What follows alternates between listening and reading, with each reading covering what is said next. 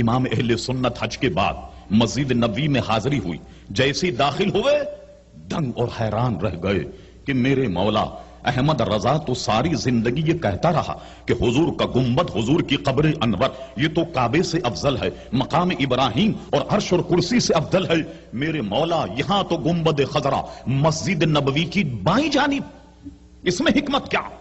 کھڑے ہو گئے دنگ اور پہلا مصرع یوں کہا، کعبے سے گر تربت شہ فاضل ہے، کعبے سے گر تربت شہ فاضل ہے تو کیوں بائیں طرف اس کے لیے منزل؟ آپ سمجھ گئے ہوں گے یقیناً بہت سہل اور آسان کہ اگر حضور صلی اللہ علیہ وسلم کا مزار پر انوار اگر یہ کعبے سے افضل ہے تو اس کی منزل بائیں جانب کیوں؟ میں حیران رہ گیا، سوچنے رہ گیا، مولا اس میں کیا حکمت ہے کہ حضور کا قبر انور بائیں جانب ہے اور احمد رضا تو ساری زندگی لکھتا رہا، فتویٰ دیتا رہا۔ اچانک جب ذہن میں یہ عقدہ حل ہوا تو سبحان اللہ، آپ یقین جانیے تو یہ امام احمد رضا فاضل بریلوی رحمت اللہ علیہ کا حصہ ہے کہ جو اس کو لفظوں کا جامع پہنایا، کہتے ہیں کعبے سے گر تربت شہ فاضل ہے، کیوں بائیں طرف اس کے لیے منزل ہے؟ یہ سوچتے سوچتے کہتے ہیں اس فکر میں جب دل کی طرف دھیان گیا،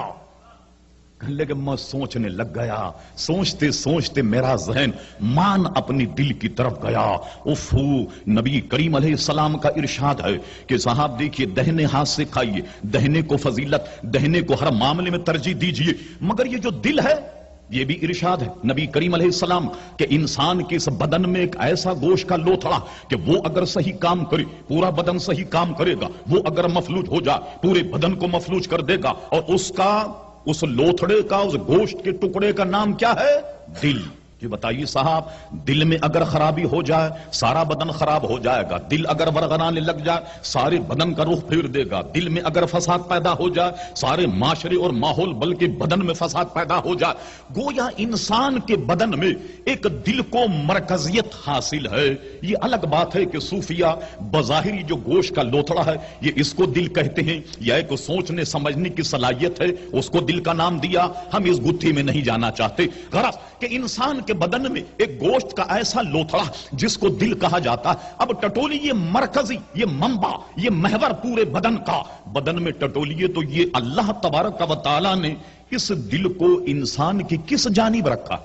اور کیجیے آپ، کس جانب ہے صاحب؟ یہ بائیں جانب ہے۔ سبحان اللہ۔ اب سنیے، کہتے ہیں کعبے سے گر تربت شہ فاضل ہے تو کیوں بائیں طرف اس کے لیے منزل ہے؟ تو اس فکر میں جب دل کی طرف دھیان گیا، سمجھا کہ یہ جسم ہے اور یہ مرقد دل ہے، میں سمجھ گیا یہ مسجد نبوی جسم ہے، یہ عالم جسم ہے، یہ دنیا جسم ہے، اور اس جسم کا دل پیارے مصطفیٰ ہیں، اس کائنات کا دل پیارے مصطفیٰ ہیں، اس لیے رب کائنات کے دل کو